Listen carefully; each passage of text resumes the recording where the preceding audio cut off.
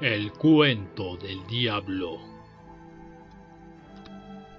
Colgada de la rugosa mano de mi abuela, pasaba un día por la calle argentina, cuando, como despertada de un letargo por un fuerte recuerdo, me dijo señalando con el índice: Esa es la casa de donde el diablo se llevó un avaro en alma y cuerpo. Era muy sugestivo el dato para una pequeñita como yo, cuya infancia fue atormentada con la idea del diablo, de espeluznante figura, coludo y cornudo, y el infierno, antro candente de tizones jerárquicos con lúgubres lagunas de plomo derretido. ¿Y será cierto, abuelita?, interrogué abriendo desmesuradamente los ojos. Sí, mi hijita, muy cierto. El corrido lo confirma y la fama lo pregona. Yo que asistí al entierro, que como el de todo hombre egoísta fue poco concurrido, sentí el fuerte olor a azufre que despedía el ataúd. Y debes saber, hijita mía, que el azufre es el perfume oficial del diablo. Aunque las abuelas son el pergamino viviente de recuerdos verídicos y anécdotas sentidas, dudosa de este cuasi macabro suceso, preguntaba yo a cuanto podía darme cuenta respecto de la vida y milagros de don Crispín, nuestro extraordinario personaje. Pasados muchos años, descosido el telón de los prejuicios, me propongo poner en la escena realista su extraordinaria figura. Don Crispín era un hombre afortunado, prestamista de talla. Todos los negociantes necesitados recurrían a sus arcas, hipotecando sus propiedades y joyas con intereses exorbitantes, que luego se capitalizaban y al final de cuentas resultaban escasas las propiedades hipotecadas para el pago de sus deudas, pues don Crispín no era de los que perdonaban un cobre. A este andar el avaro se hizo riquísimo, dueño de inmensas fincas y muchas casas, fuera de joyas empeñadas y dinero hasta para enterrarlo. En sus mocedades dice que era un gordinflón de regular estatura, pero de viejo era más que un esqueleto insomne. Su vida era de una continua abstinencia, no bebía sino agua de las piletas por no gastar en cacharros ni vasos. No usaba anteojos por no gastar los vidrios, y sus grises ojuelos de ave de rapiña se hundían en las concavidades de sus descarnadas órbitas, y no dormía con la preocupación de aumentar sus tesoros. Las cifras del tanto por ciento mantenían el vigor de su cerebro. Todos los vecinos de Cochabamba le tenían repulsión y no escaseaban sus odiadores. Un joven apellidado Betancourt, agricultor y enamorado impenitente, había recurrido al préstamo de don Crispín, quien, conocedor de sus latifundios, le concedió inmediatamente. Le cobró el doble de intereses porque varias veces le había desbancado en sus querencias. Se sabe que don Crispín era aficionadísimo al sexo bello, pero le gustaba ser correspondido por sus méritos personales, o más a cuenta de intereses. Betancourt, joven de gallarda postura, robusto, solterón, era el dulce apetecido de las buenas mozas, tanto por su atracción física cuanto por su generosidad hasta ser botarate en sus conquistas. De ahí la rivalidad oculta de don Crispín. Con el transcurso del tiempo creció inmensamente la deuda y aconteció lo esperado. Se adjudicó a vil precio todos los bienes de Betancourt, a quien lo condenó a sombrearse en la cárcel por el resto de lo adeudado. Las torturas que sufrió por esta catástrofe no son para contarlas. En la oscura y fría celda carcelaria su corazón se entumecía, falto de libertad, y sus sentimientos aprisionados clamaban odio y venganza. A costa de grandes sacrificios y penas, por fin pudo evadirse de su prisión. En adelante obligado a vivir de su trabajo y privado de sus dulces amoríos, que sin derroche de dinero se tornaron en tristes recuerdos. Su vida se hizo imposible, sed de venganza sintió su árida existencia, y toda su aspiración se redujo a meditar el modo de castigar el proceder inicuo de aquel monstruoso ser, acaparador de bienes ajenos y causante de su miseria espantosa. necesitaba una sanción ejemplarizadora y perdurable. Los avaros mueren casi siempre en forma violenta o trágicamente.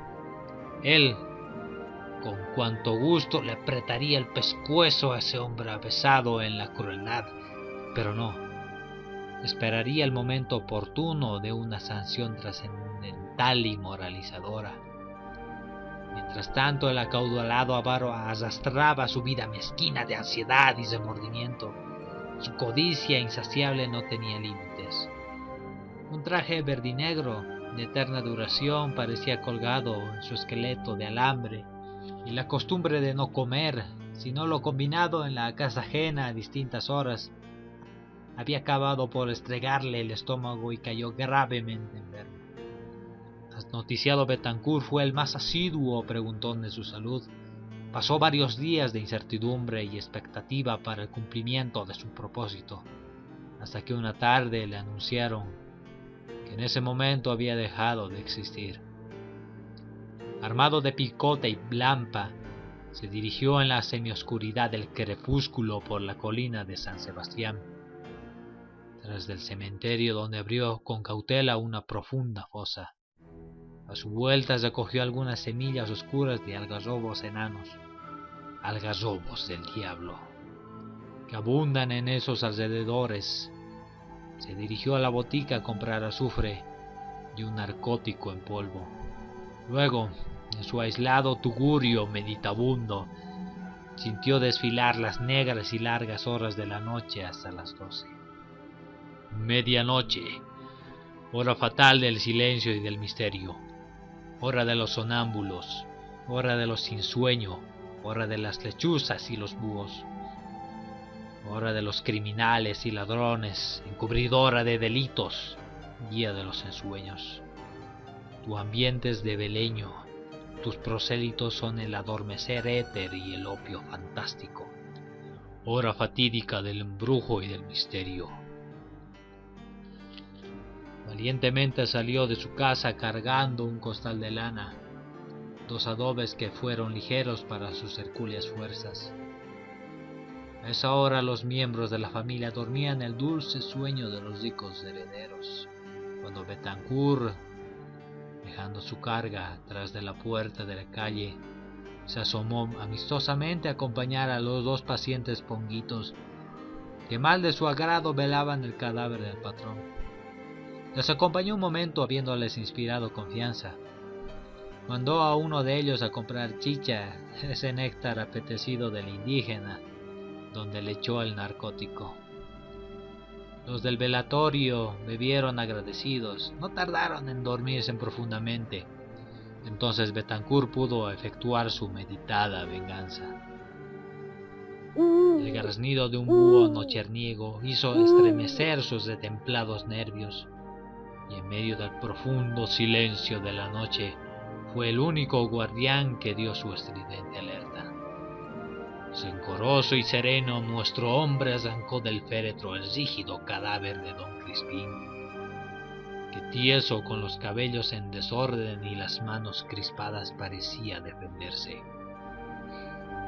Con valor increíble lo insaculó en el costal de lona, luego esparció el azufre en la caja mortuoria y, humedecido el polvo de la semilla del algarrobo, con su saliva untó encima de los adobes de tierra y partió con su siniestra carga por las desiertas calles de la ciudad.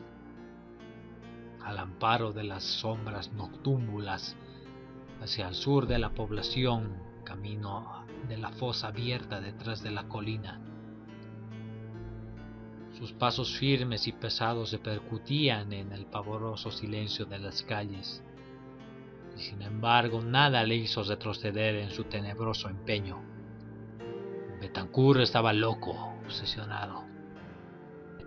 Enterró el cadáver y al clarear el alba llegó a la casa, y como aliviado del rencor que pesaba en su conciencia, se durmió tranquilamente.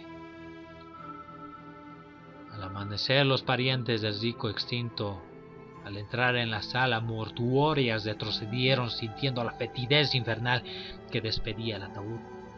Los ponguitos roncaban a maravilla y horror. En lugar del cadáver de don Crispín solo estaban 2 adobes. Todos los indicios decayeron en la certidumbre de que el diablo se lo había llevado en cuerpo y alma al avaro, por haber hecho gemir a tanta gente que condujo a la miseria. Rápida y sigilosamente había clavado el cajón antes de que nadie se apercibiera. Pero quien se encargó de propalar la noticia fue Betancourt, que contó a cuanta gente pudo el caso ejemplarizador de que el rico avariento de la calle argentina había sido conducido por Satanás en persona, en un carro de fuego custodiado por lacayos de cuerno y cola a toda velocidad, condenado a arder eternamente como un mechón de primera magnitud en los abismos infernales. El hombre arruinado hizo tristemente célebre la memoria del hombre explotador y odioso. Y este es el cuento del diablo, que desde entonces se puso más en boga en nuestros pagos.